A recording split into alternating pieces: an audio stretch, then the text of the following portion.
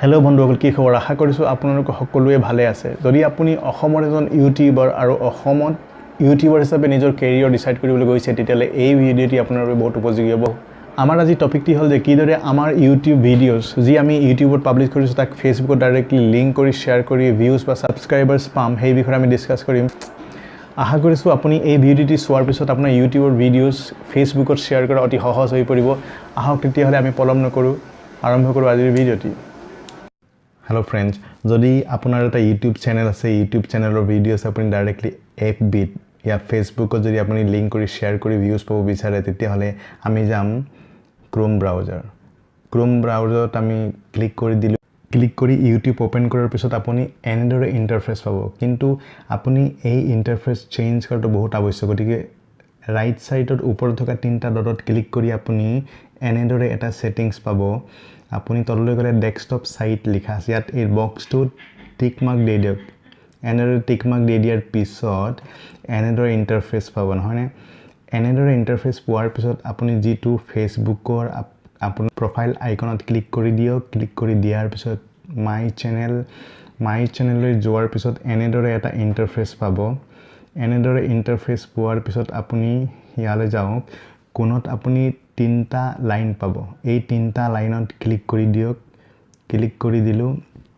Click কৰি দিয়াৰ পিছত তললৈ যাম। এনেদৰে তললৈ যোৱাৰ পিছত আমি পাম ছেটিংছ, হয়নে? আমি ছেটিংছত ক্লিক কৰি দিম। ক্লিক কৰি দিলোঁ। ছেটিংছত ক্লিক কৰি দিয়াৰ পিছত আকৌ এনেদৰে ইণ্টাৰফেচ পাব। এনেদৰে ইণ্টাৰফেচ পোৱাৰ পিছত ইয়াত ক্লিক কৰক। ভিউ এডিশ্যনেল ফিচাৰ্ছ, ইয়াত ক্লিক কৰি দিয়ক।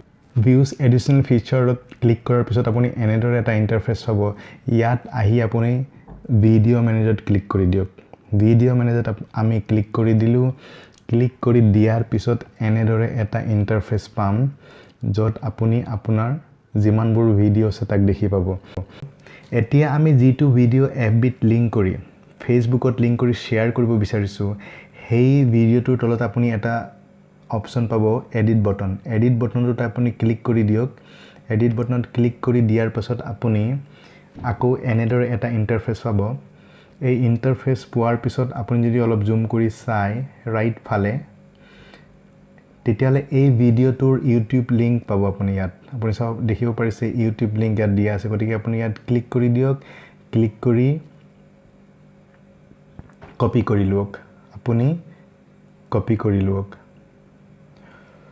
অ'কে, আমি কপি কৰি ল'লোঁ। কপি কৰি দিয়াৰ পিছত আমি এতিয়া য'ত ওপৰত লিখা আছে www.youtube.com লিখা আছে, তাত আমি ক্লিক কৰি দিলোঁ। ক্লিক কৰি দিয়াৰ পিছত আমি লিখিম www.fblinker.com fblinker.com আমি দেখিব পাৰিছে। ইয়াত ক্লিক কৰাৰ পিছত আপুনি এনেদৰে এটা ইণ্টাৰফেচ পাব, আকৌ FB লিংকাৰৰ ইণ্টাৰফেচ। ইয়াত য'ত ইয়ৰ লিংক লিখা আছে, এই বক্সটোত আপুনি ক্লিক কৰি দিয়ক। ক্লিক কৰি দি লং প্ৰেছ কৰক। লং প্ৰেছ কৰি দি যিটো ইউটিউব ভিডিঅ'ৰ লিংক আমি কপি কৰি আছিলোঁ তাক প্ৰেছ কৰি দিয়ক। প্ৰেছ কৰি দিয়াৰ পাছত অট'মেটিকেলি আপোনাৰ ভিডিঅ'টোৰ পূৰা information, tag, title, picture, everything automatically ইয়াত কপি হৈ যাব আৰু আপোনাৰ থাম্বনেইলো আপুনি ইয়াত দেখিব পাৰিব।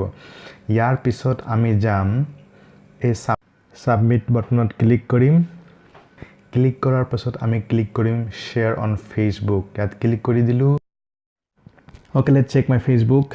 ভিডিঅ'টো শ্বেয়াৰ হ'লে নাই, চিম্পল টেকনিক্স। অ'কে, আপুনি দেখিব পাৰে যে মোৰ ভিডিঅ'টো অলৰেডি শ্বেয়াৰ হৈ গ'ল। এনেদৰে আপুনি অতি সহজে বন্ধুসকলৰ লগত শ্বেয়াৰ কৰি ছাবস্ক্ৰিপশ্যন বা লাইকৰ বাবে আপুনি অনুৰোধ কৰিব পাৰিব।